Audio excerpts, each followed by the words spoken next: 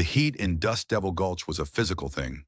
It pressed down on your shoulders, baked the sense out of your head, and made the whole world shimmer with a bad dream's haze. On that day, the heat had a focus. The raw pine of the gallows, stark and ugly against a bleached blue sky. Every soul in town was there. Farmers with sun-scorched necks, merchants wiping sweat from their brows, even the saloon girls, their faces pale and drawn in the harsh light. They were all watching Alara, a woman who'd been in town less than a year, as she stood on the platform with a coarse rope around her neck. Her crime was simple, and in this place, unforgivable. She'd been accused of stealing medicine. Not just any medicine, but the last bottle of fever balm from Silas Croft's own supply. Her son, a small boy named Finn, with eyes too big for his face, was being held back by the blacksmith's wife. He wasn't crying. He was just watching, a terrible, silent witness. The whole town was silent, waiting for Sheriff Barlow to do his duty. But all eyes kept drifting to one man at the edge of the crowd. Jedediah Stone, the quiet rancher. He owned more land than any three men in the county, yet he lived like a hermit. He came to town for supplies, nodded his hellos, and left. He was a ghost with a shadow, a man made of granite and silence. He just stood there now, hands in his pockets, his face giving away nothing. Not pity, not anger, not a single damn thing. He was just watching. The blacksmith's wife lost her grip. Finn, no bigger than a tumbleweed, shot through the crowd like an arrow. He scrambled up the gallows steps, a frantic, desperate climb, and wrapped his tiny arms around his mother's legs. The crowd gasped. Sheriff Barlow took a step forward, his face pained. "Get the boy down from there," he ordered, his voice cracking in the dry air. But before anyone could move, the child looked up at his mother, his face buried in the rough fabric of her dress. His voice was a tiny, desperate thing, a whisper that carried on the wind like a seed of doubt. "Don't hang, Mama," he pleaded. It wasn't a scream. It was a prayer, a bargain with a cruel world. The sound of it broke something in the air. The certainty, the grim satisfaction of frontier justice, it all just fractured. Women looked away, dabbing at their eyes. Men shuffled their feet, suddenly very interested in the dust on their boots. Every eye in that crowd, full of a hope they didn't know they had, turned again to Jedediah Stone. He was the only one with the standing, the weight to stop this. Silas Croft, the man who'd made the accusation, watched from the balcony of his grand hotel, a smirk on his face. He knew Jed, knew him to be a man who minded his own business to a fault. Jed met their stares. His gaze swept over the crowd, over the sheriff, over the man on the balcony. It lingered for a moment on the small boy clinging to his mother. The world held its breath. This was the moment a good man steps up. But the quiet rancher said nothing. He simply lowered his eyes as if the sun were too bright. A collective sigh of disappointment rippled through the crowd.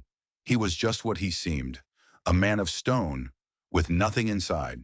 The blacksmith's wife gently tried to pry Finn away, her own tears now flowing freely. Sheriff Barlow hardened his jaw, his duty clear once more. He looked to the hangman. He raised his hand. And then a voice cut through the tension, low and gravelly. "Hold on, Sheriff." It was Jed Stone. He hadn't moved, hadn't raised his head, but he had spoken. He walked forward, not with a hero's swagger, but with the slow, deliberate pace of a man weighing heavy things. He stopped at the base of the gallows. He didn't look at Alara. He didn't look at the boy. He looked at Barlow. "The town charter," Jed said, his voice flat. "Article 12, Section 4, allows for restitution in cases of theft." Barlow blinked, confused. "Jed, this is past that. Silas Croft demanded a hanging. The judge agreed. It's the law." "The law says restitution can be offered," Jed countered, his tone unchanging. "It doesn't say it has to be accepted, but it has to be heard." Silas Croft leaned over his balcony railing, his face turning a blotchy red. "Restitution? She stole my property. She put my family at risk. There's no price for that. Hang her." Jed ignored him. His eyes were locked on the sheriff. "What was the medicine worth, Barlow?" $50, the judge reckoned. Then I'm offering restitution, Jed said. He reached into his coat. The whole town leaned in, expecting him to pull out a pistol, to challenge Croft, to finally be the man they wanted him to be. But he didn't. He pulled out a thick leather wallet. I'll pay a fine, Jed Stone said, his voice carrying in the dead silence. $500 to the town. The silence that followed was a different kind. It was a silence of pure, dumbfounded shock.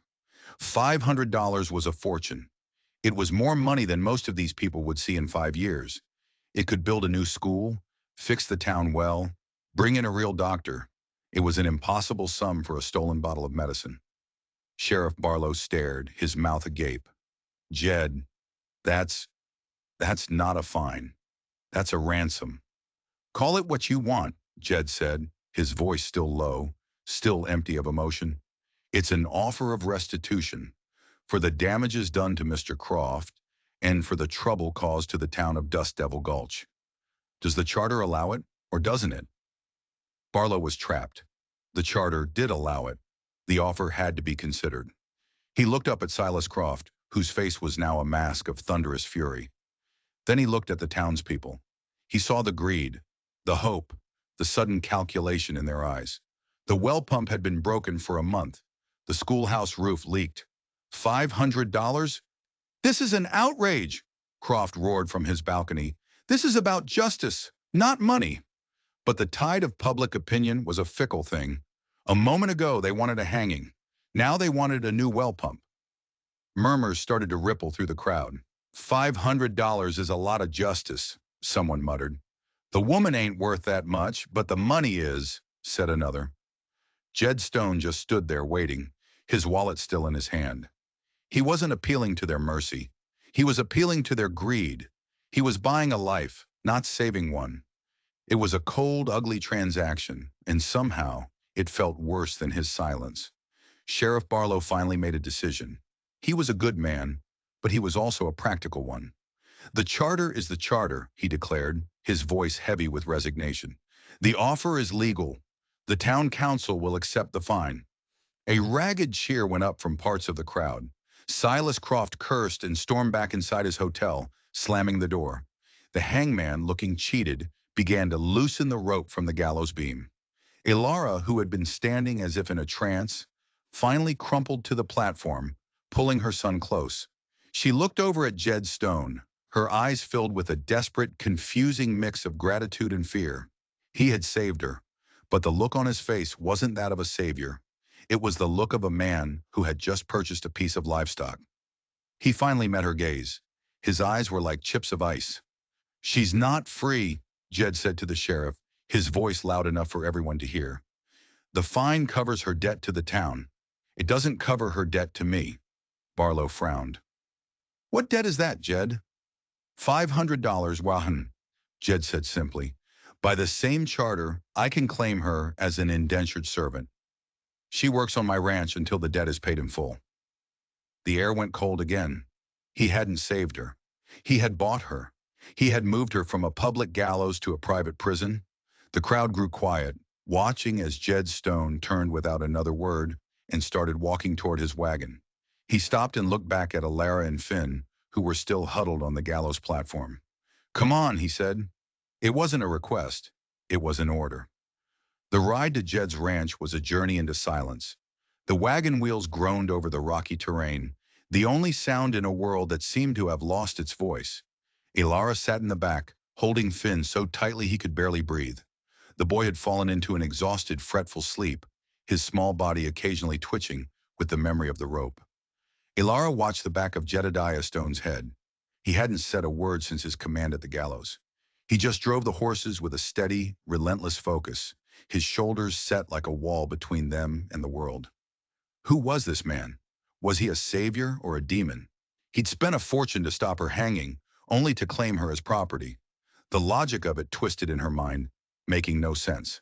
His ranch was as stark and unforgiving as the man himself. It was nestled deep in a stony canyon, miles from town, miles from anything. The house was solid, built of thick timber and river stone, but it had an air of profound loneliness. There were no flowers, no paint, no sign of a gentle hand anywhere. Just a barn, a corral, and the house, all clinging to the dusty earth as if they expected a storm at any moment. He pulled the wagon to a halt and got down. There's a cot in the tack room for the boy. You'll sleep in the loft above it. Water's from the pump. I expect you up before dawn. He started to unhitch the horses, his movements economical and precise. He didn't offer a hand, didn't offer a word of comfort. Why? Ilara finally asked, her voice raspy. Why did you do this? Jed didn't stop his work. I had my reasons. What reasons? To buy a slave? Was the spectacle in town not enough for you? Her fear was bubbling into anger, a desperate, hot thing. He stopped then and turned to look at her. His eyes were flat, impassive. I paid $500. That buys a lot of work. You'll start by mucking out the barn. He turned back to the horses, the conversation over. The first week was a lesson in misery. Jed Stone worked her from sunup to sundown, mending fences, hauling water, turning the soil in a garden that was as hard as brick. Her hands, already calloused, blistered and bled. Every muscle in her body screamed.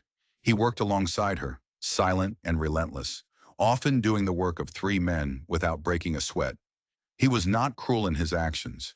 He never raised his voice, never laid a hand on her. But his silence was a form of cruelty all its own. It was a constant, oppressive weight.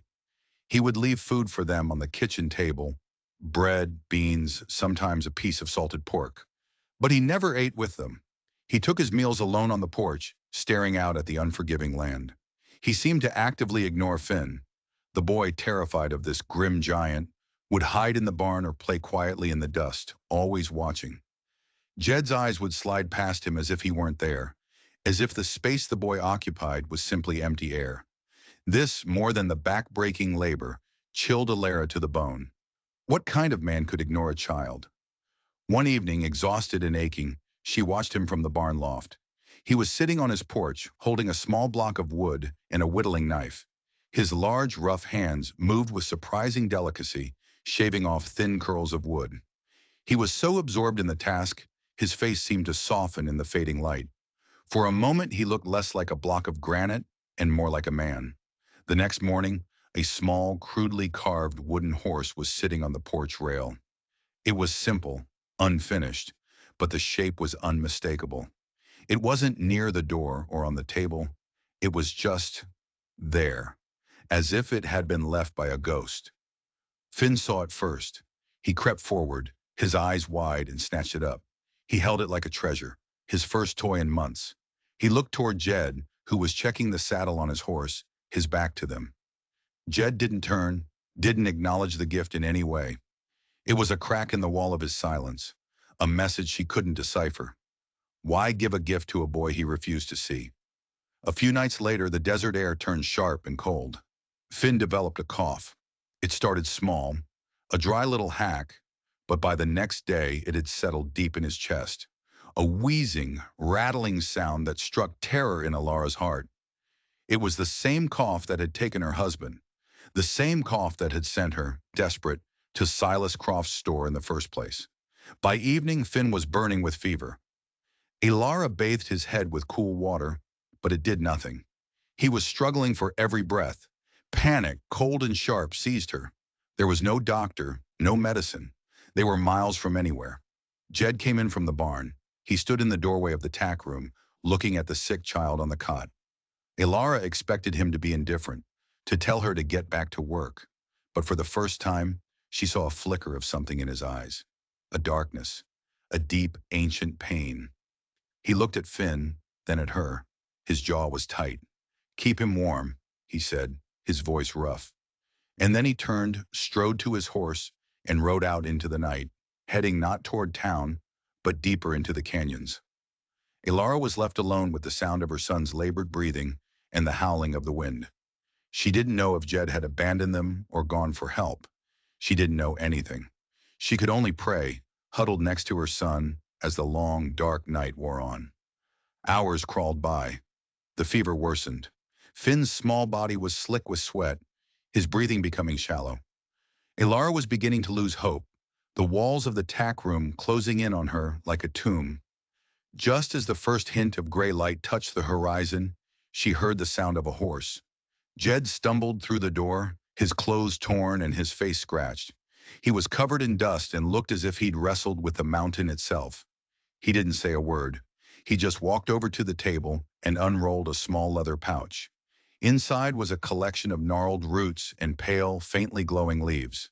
Fever root, a rare herb that grew only in the highest, most dangerous cliffs. It was the same herb in the medicine she was accused of stealing. He worked with a grim efficiency, crushing the herbs with a stone and mixing them with hot water to make a thick, pungent poultice. He didn't offer it to her. He just placed the steaming bowl on a crate next to the cot. He stood there for a long moment, his shadow falling over Finn, his face a mask of unreadable emotions. Then without a word he turned and left, closing the door softly behind him. Alara applied the poultice to Finn's chest. The heat and the sharp medicinal smell seemed to ease his breathing almost immediately. She reapplied it every hour, just as she'd seen her grandmother do years ago. By midday the fever had broken. Finn was sleeping peacefully, his breathing deep and even. Gratitude warred with confusion in her heart. This man had ridden into mortal danger to save her son. The same man who wouldn't look at him, wouldn't speak his name. The same man who was holding them prisoner. The contradictions were tearing her apart. She found him in the barn repairing a leather harness. His hands were shaking slightly from exhaustion. "Thank you," she said, her voice thick with emotion. "You saved his life." He didn't look up from his work. "The boy is my property. Can't have my property dying." The words were cold, brutal. They were meant to push her away, to rebuild the wall between them, but she didn't believe him. Not anymore. She had seen his face in the doorway. She had seen the raw pain in his eyes. "That's not why you did it," she said softly. He finally stopped his work and looked up at her, his eyes blazing with a sudden, fierce anger. "You don't know anything about me. Just do your work and pay your debt. That's all this is." He stood up and walked past her, his shoulder nearly brushing hers. "And stay out of my house," he added, his voice low and dangerous. "You live in the barn. You work the land. The house is mine. Don't you ever forget it." The warning was clear. There were lines she was not to cross. But instead of frightening her, it only deepened the mystery. What was in that house that he was so desperate to protect? What secrets was Jedediah Stone hiding behind that locked door and his wall of silence? She knew one thing for sure. This wasn't about a $500 debt. It was about something much deeper, much darker, and she had a terrifying feeling that she and Finn were now standing right in the middle of it. Life on the ranch settled into a strange rhythm. The work was still hard, the silence still thick, but the fear had been replaced by a tense curiosity. Elara watched Jed with a new perspective. She saw the way he checked the water barrel by the tack room door every night, making sure it was full. She saw how he'd leave an extra piece of bread on the table after a particularly grueling day. Small, unspoken acts of care, always masked by his gruff demeanor. The incident with the fever root had changed everything. It was a debt she couldn't repay with labor. He had saved her son, and his denial of the reason only made the act more profound. She started to understand that his cruelty was a shield, his silence a defense. But a defense against what? Her answer began to arrive a week later, in a cloud of dust on the horizon. 3 riders were making their way up the canyon road. They weren't neighbors. They rode with a swagger, their hats low and their hands near their guns. Elara recognized them instantly. They were Silas Croftsmen. Her blood ran cold. She ran to the barn where Jed was sharpening an axe blade, the rhythmic scrape of stone on steel filling the air. "Riders coming," she said, her voice tight with panic. "It's Croftsmen." Jed didn't even pause in his work. Scrape, scrape. "I know. What are you going to do?" He finally stopped. He tested the blade with his thumb, his expression calm. "Mind the boy. Stay in the barn." He laid the axe down and walked out into the sunlight, squinting at the approaching men. He didn't reach for the shotgun propped against the barn wall. He just stood there waiting. The men rode into the yard and dismounted, their spurs jingling with menace. The leader, a burly man with a crooked nose named Pike, sauntered up to Jed. "Stone," Pike sneered. "Mr. Croft sends his regards. He's implemented a new toll for the use of his road. For upkeep, you understand." Jed's face remained impassive. "This is a public road." "Not anymore," Pike grinned, showing a row of yellow teeth. "Mr. Croft bought the access rights last week. From now on, anyone using it to haul goods pays a tax. $10 a wagon." It was a lie, and they all knew it. This wasn't about a toll. It was harassment. It was Croft punishing Jed for the humiliation at the gallows. "I'm not paying," Jed said, his voice quiet but firm. Pike's grin vanished. "That's the wrong answer. Mr. Croft thought you might say that. He said to tell you that stubbornness has a price too." He cracked his knuckles. "We're here to collect, one way or another." Alara watched from the shadows of the barn, her heart pounding. Finn was hidden behind her, clutching her leg. She expected Jed to finally unleash the violence she sensed simmering beneath his surface, to grab the shotgun, to fight. Instead, he just stood his ground. "You're on my land," he said. "Leave." Pike laughed, a short, ugly sound. "Make us." He nodded to his men. What happened next was brutal and confusing. The two other men grabbed Jed's arms from behind, pinning him. Jed didn't struggle. He didn't fight back. He just stood there as Pike drove a fist into his gut. Jed grunted, doubling over. Pike hit him again, a hard right to the jaw that snapped his head back. Alara stifled a scream. Why wasn't he fighting? He was a strong man, she knew that. He could have broken these men, but he was letting them do it. He was absorbing the punishment, his body tense but unresisting. "Had enough, Stone," Pike panted, his knuckles now bloody. Jed spit a stream of blood into the dust. He looked up, his eye already swelling shut, and gave a small, almost imperceptible shake of his head. Enraged, Pike grabbed a fence post from a nearby pile. Mr. Croft said to make sure the message was delivered proper. He swung the heavy piece of wood, aiming for Jed's ribs. But before it could connect, Jed moved. Not to attack, but to twist his body, taking the full force of the blow across his back. He let out a sharp gasp of pain, but used the momentum to wrench one arm free. He didn't throw a punch. He shoved the man holding him directly into Pike. The two thugs stumbled into each other. It was all the time Jed needed. He didn't run for a weapon. He ran for the barn door, slamming it shut and dropping the heavy crossbar into place, sealing himself and Alara and Finn inside. Pike and his men, recovering their balance, pounded on the door. "You can't hide in there forever, Stone," Pike roared. "This is just the beginning."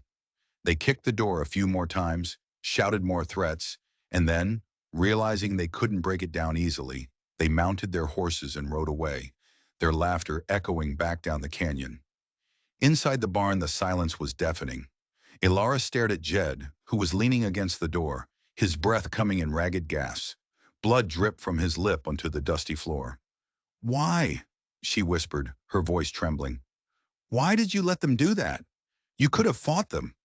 He pushed himself off the door and staggered over to a water trough, splashing his face. He winced as the cold water hit the cuts. "Fighting them is what Croft wants," Jed said, his voice a low growl of pain. "He wants me to draw a gun. He wants me to give him an excuse to bring the law down on me, to claim I'm a violent menace. Then he could take my land, take my water rights, and take you." He turned to look at her, and the intensity in his gaze made her take a step back. "He doesn't want you working off a debt," Jed said. "He wants you back in town. He wants you hanging from that gallows, and he will use any means necessary to make that happen. This beating was a test, a provocation." Alara finally understood. Jed's inaction wasn't weakness, it was strategy. He was playing a long, dangerous game, and he was willing to endure pain, to look like a coward, to keep his opponent from winning. She went to him, tearing a strip of cloth from her apron. She gently dabbed at the cut on his lip. He flinched at her touch but didn't pull away. They stood there for a long moment, the space between them charged with a new, unspoken understanding. "They'll be back," she said quietly. "I know," he replied, his voice hoarse. "And next time, they'll be more creative." His words hung in the air, a promise of more violence to come. But now Alara knew he wasn't just protecting his land. He was protecting them. And the wall of his silence was, in fact, the wall of a fortress. The days that followed were thick with a quiet tension. Jed's bruises faded from purple to a sickly yellow, a constant reminder of the violence that had visited their canyon and would surely visit again. He spoke even less than before, but his eyes were always scanning the horizon, always watchful. He began carrying the shotgun with him when he mended the far fences, its grim presence, a new part of their daily landscape. Alara's curiosity about the forbidden house gnawed at her. The warning he'd given her was absolute, but the mystery was too powerful. What was he hiding that was more important than his own physical safety? What secret did that house hold? One afternoon, Jed announced he was riding up to the north pasture to check on a spring. It was a half-day's ride. "Stay near the barn," he said. It was the same order he always gave. But today she knew it was different. He was worried about Croft's men returning while he was away. She watched him ride off, a small, resolute figure against the vast landscape. As soon as he was out of sight, she made a decision. She had to know. Fear of the unknown was worse than fear of his anger. She walked to the house. The front door was locked, as she knew it would be. She circled around the back, her heart thumping against her ribs. A window in the kitchen was slightly ajar, left open to catch the rare breeze. It was high, but there was a rain barrel beneath it. Hesitantly, she climbed onto the barrel, her hands trembling as she pushed the window open wider and hoisted herself inside. She dropped to the floor, her boots making a soft thud in the dusty silence. The house was not what she expected. It wasn't the den of a monster or the chaotic mess of a lonely bachelor. It was preserved. Everything was neat, tidy, but covered in a thin layer of dust, as if the owner had simply walked out one day and never returned. There was a dining table set for three, two large chairs and a small, crudely made high chair. On the mantelpiece above a cold fireplace were a woman's sewing basket and a small worn leather ball. It was a family home, a home frozen in time. She walked deeper into the house, a sense of trespassing heavy on her shoulders. She entered the main bedroom. A large four-poster bed was neatly made. On a small nightstand, a book lay open, a pair of spectacles resting on its pages. On the wall there was a pale rectangle where a picture had once hung. Drawn by an instinct she couldn't explain, she went to the bookshelf in the corner. It was filled with books on agriculture, history, and poetry. She ran her fingers along the spines, and one book, a thick volume of Shakespeare, felt different. It slid out too easily. Tucked in the space behind it was a small tin box. Her hands shook as she opened it. Inside, nestled on a bed of faded velvet, were two items. The first was a lock of fine blonde hair, tied with a blue ribbon. The second was a photograph, a daguerreotype in a simple silver frame. It showed a woman with a kind smile and eyes the same pale blue as the sky, holding a baby wrapped in a thick blanket. The woman looked startlingly like Alara. Not identical, but the set of her jaw, the shape of her eyes. The resemblance was uncanny. Alara turned the photograph over. Scratched into the back were two names and a date, Lillian and Thomas, 1875. A floorboard creaked behind her. Alara spun around, her heart leaping into her throat. Jed Stone stood in the doorway. He wasn't angry. His face was a mask of such profound, soul-deep agony that it was far worse than any rage. His eyes were fixed on the photograph in her hand. He had come back. He must have forgotten something, or perhaps some instinct had told him she would disobey. "I told you," he whispered, his voice cracking, "to stay out of my house." "Who is she?" Alara asked, her own voice barely audible. She held up the picture. He walked into the room, moving like a very old man. He took the photograph from her, his fingers caressing the image. "My wife," he said, the words torn from him. "Lillian, and our son, Thomas." The silence in the room was absolute. Alara felt as though she had trespassed not just into his house, but into the deepest, most sacred chamber of his heart. "What happened to them?" she asked softly, already dreading the answer. Jed sank onto the edge of the bed, his broad shoulders slumping. He stared at the picture, but his eyes were seeing a time long past. When he finally spoke, his voice was hollow, a ghost of its former self. "The fever," he said, "the same one your boy had. It swept through the canyon 6 years ago. Thomas was just a baby. He got it first. He took a ragged breath.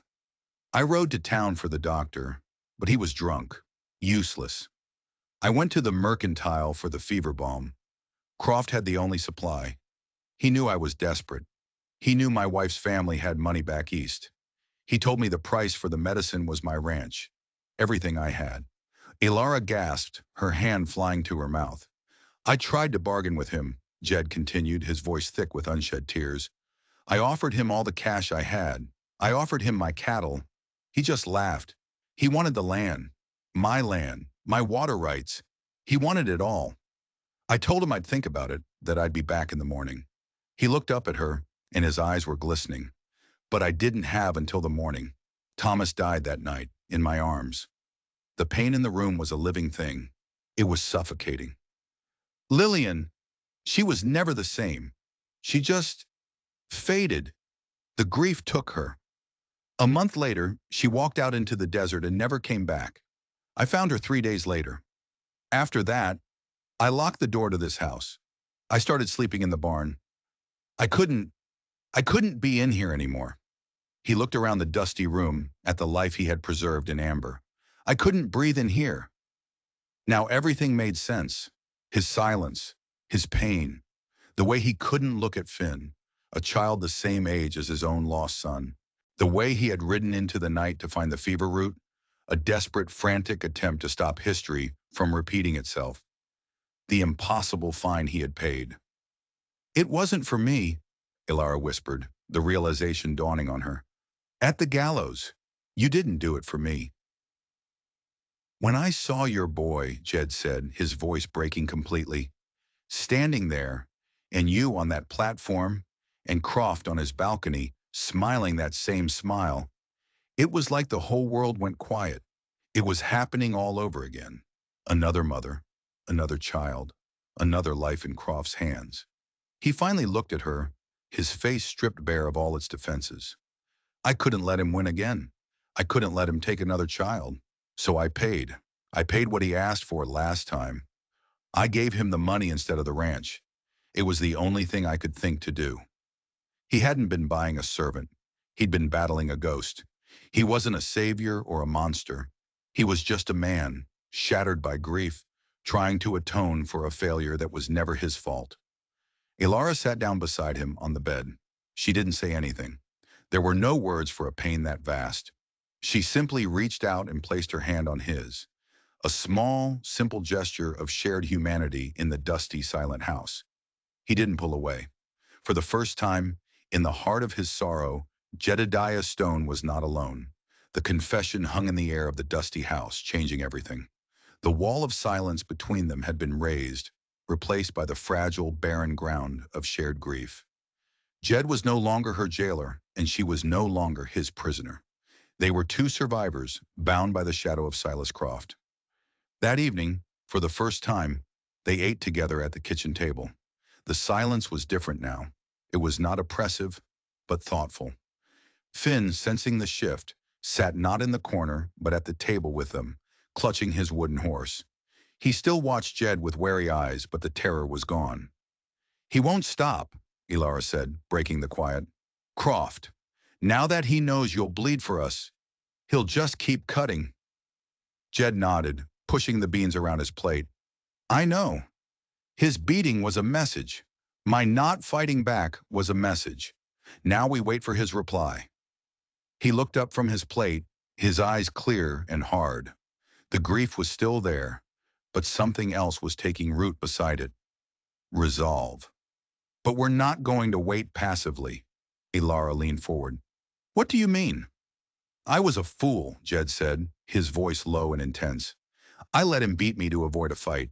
But you can't avoid a fight with a snake. You just give it more time to coil. I've spent 6 years hiding from the world, hiding from my own life. That ends now. A new energy seemed to flow through him, a ghost of the man he must have been before tragedy broke him. You said you didn't steal the medicine, he said, looking at her directly. Tell me everything, every single detail. So she did. She told him about Finn's fever, her panic, and her desperate trip to town. She told him how Silas Croft had been gone, But his son, a slick young man named Marcus with shifty eyes and expensive boots, had been minding the store. Marcus is a gambler, Alara explained. I'd heard the whispers. He loses badly at the saloon. He was sweating when I came in. Looked like he'd seen a ghost. I begged him for the medicine. He said he couldn't sell it, that his father would kill him. But I had $20. My last $20 in the world. I offered it to him. She paused, remembering the boy's greedy eyes. He looked at the money, then looked around the store. He told me to wait out back. A few minutes later, he came out with the bottle. He took my money and told me to never say where I got it. He said if anyone asked, I found it. And then, Jed prompted, and then the sheriff found me on the road back. Silas must have returned early, found the medicine and the money gone. Marcus, the coward, must have panicked and told his father I stole it. It was my word against the son of the richest man in the county. No one even bothered to ask me my side of the story. Jed listened, his jaw tight, his knuckles white where he gripped the table. Marcus Croft, he said, the name like a curse. He's the weak link. He's the key. But how does that help us? Alara asked. His father will protect him. He'll never confess. Maybe not, Jed said, a flicker of something cunning in his eyes. But a lie that big leaves tracks. Croft has built an empire on bullying and control. He owns the mercantile, the hotel, and half the ranches in this valley. But how? This land isn't rich enough to make a man that powerful that fast. He stood up and began to pace the small kitchen, his mind clearly working. The fine. I used the town charter to pay a fine. I used his own system against him. Maybe the answer is there, in the laws he thinks he owns. For the next few days, a new partnership was forged. During the day, they worked the ranch, their movements synchronized and efficient, but at night they talked. Jed, who had been a man of no words, now spoke of the town, of its history, of the families Croft had ruined, of the subtle ways he exerted his power. Ilara, who had been a silent observer, now shared the whispers and rumors she'd gathered during her time in town. The small pieces of gossip that, when put together, painted a dark picture of Croft's dealings.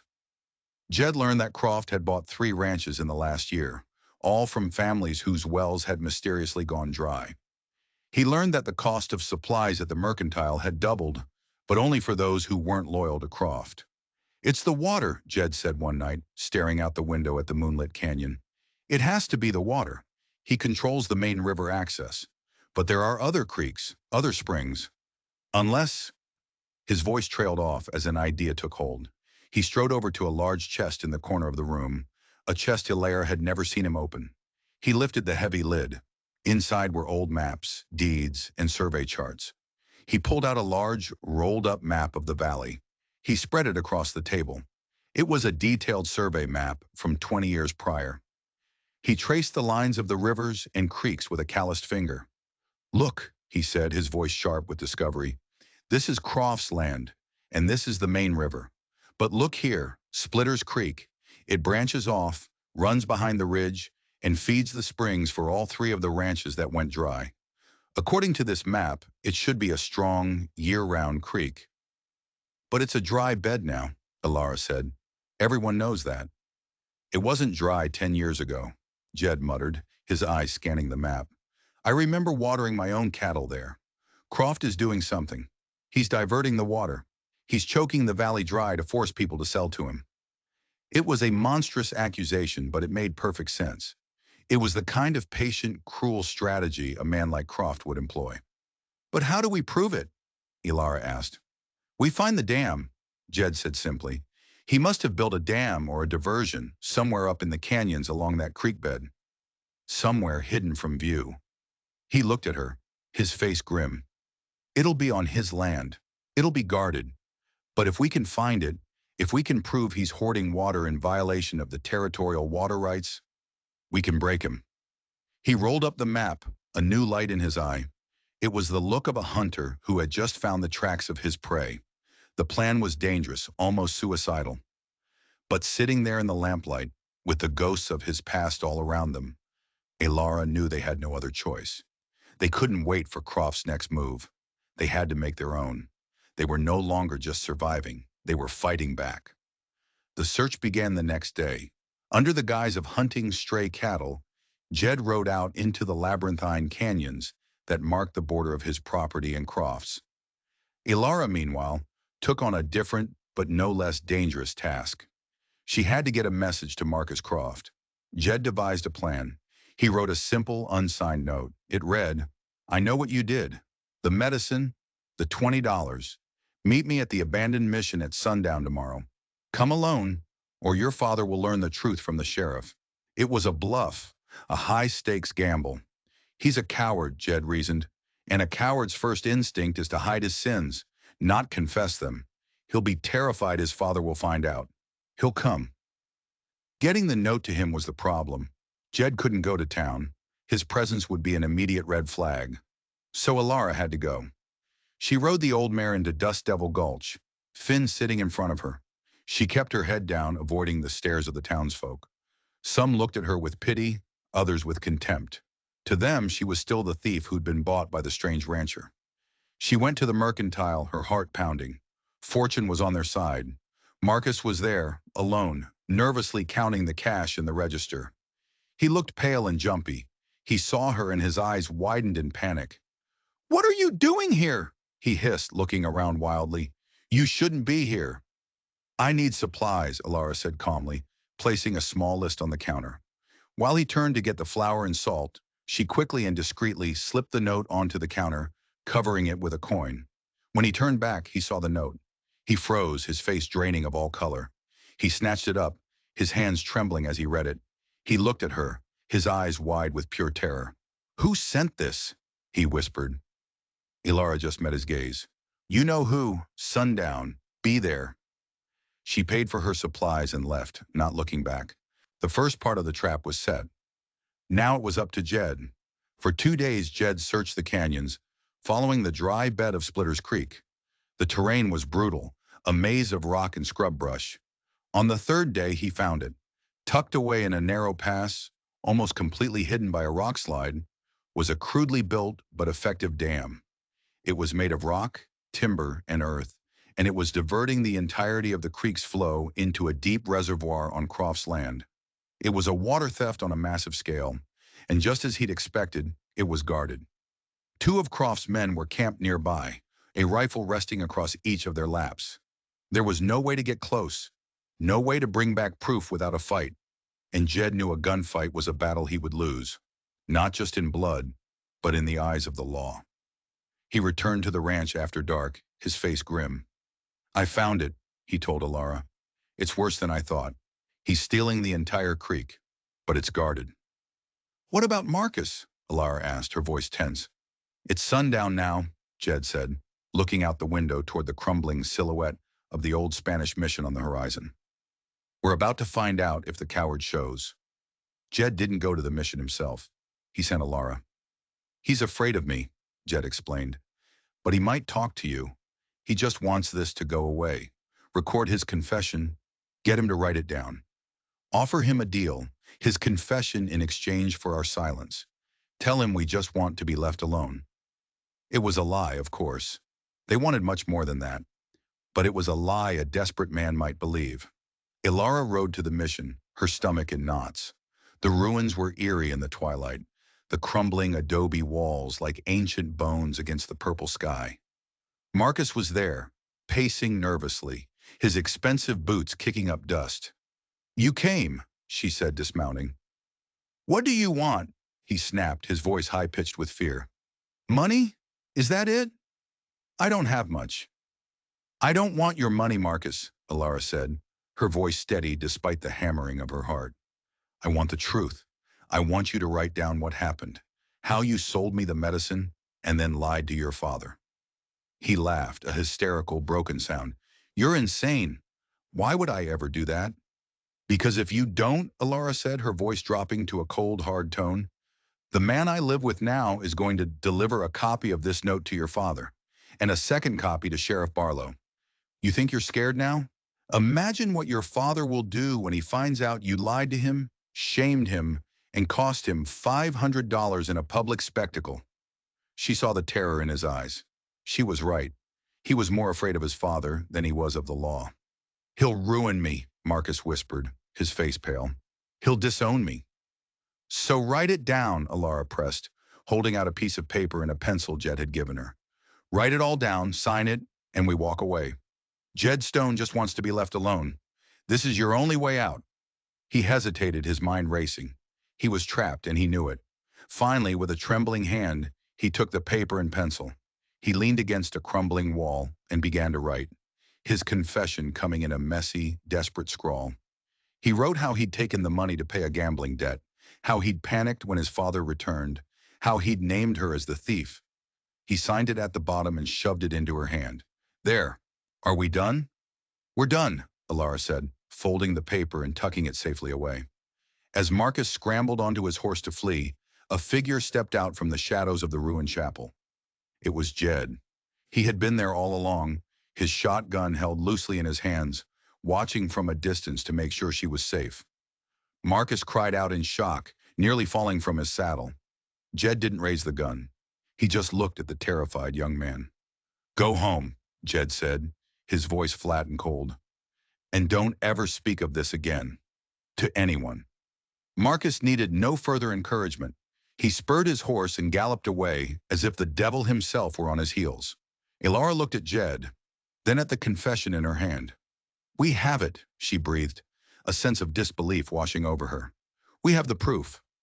Jed nodded, his eyes fixed on the path where Marcus had disappeared. Yeah, he said. We have the son. Now we go after the father. But this time, he wasn't planning on using secrets and whispers. He had the confession. He had the knowledge of the dam. He was done hiding in the shadows. He was going to bring the fight to Silas Croft, right in the middle of town, for everyone to see. He wasn't going back to town with a gun. He was going back with something far more powerful, the law. The next morning, Jed rode into Dust Devil Gulch, but he didn't go to the sheriff's office. He went to the land registry, a dusty room in the back of the courthouse. He spent hours poring over the original town charter and the territorial water laws, documents no one had looked at in years. Alara, who had insisted on coming with him, stood watch, her eyes scanning the street for any sign of Croft or his men. What Jed found was an obscure piece of legislation, a holdover from the first settlers. It stated that any landowner who maliciously and secretly diverts a public waterway for the purpose of causing harm to his neighbors would not only face fines but would also forfeit the rights to the diverted water. Those rights would then revert to the town council to be managed for the public good. It was a legal bomb, and he now had the fuse. His next stop was the blacksmith shop, then the saddlery, then the small ranches on the edge of town, the homes of all the men who had been slowly squeezed by Croft. He didn't show them the confession. He didn't tell them about the dam. He started with a simple question. Are you tired of paying double for feed? Are you tired of watching your wells go dry while Croft's land stays green? He planted the seed of rebellion. He reminded them of their shared grievances, of the power Croft held over every aspect of their lives. At first, they were hesitant, fearful. Croft was too powerful. He's just a man, Jed told them, his voice resonating with a newfound authority. And he's been breaking the law for years. I can prove it. He told them about the water clause. He explained how Croft was stealing their future. And he told them his plan.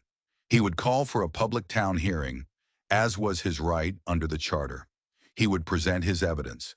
But he needed them to stand with him. He can't silence a dozen men, Jed argued. He can't bully a whole town, not if we stand together. Slowly, hesitantly, the men began to agree. The years of quiet resentment had finally found a voice.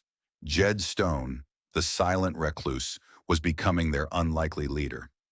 To formally call a hearing, he needed to post a bond with the town council to cover the costs. The price was $100. Jed walked into the sheriff's office where Barlow was drinking coffee. He placed the money on the desk.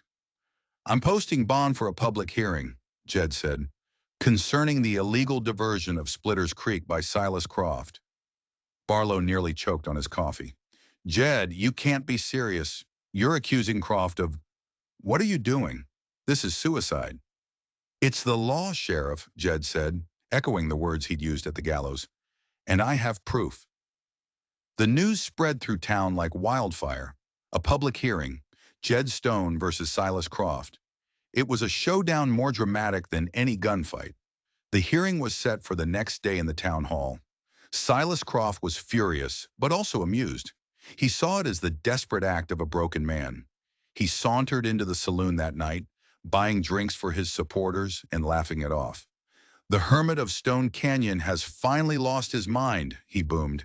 "He's making wild accusations he can't possibly prove. Tomorrow you'll all see him humiliated." The next day, the town hall was packed. It was the same crowd from the gallows, but the atmosphere was entirely different. It wasn't the grim certainty of an execution, but the electric tension of a revolution. Silas Croft sat at a large table at the front, flanked by his lawyer. He looked confident, imperious. Jed stood alone at the other side, Ilara and Finn sitting in the front row. The town council, three nervous-looking merchants, sat as judges. Sheriff Barlow stood by the door, his hand resting on his gun, his face a mask of worry. The hearing began.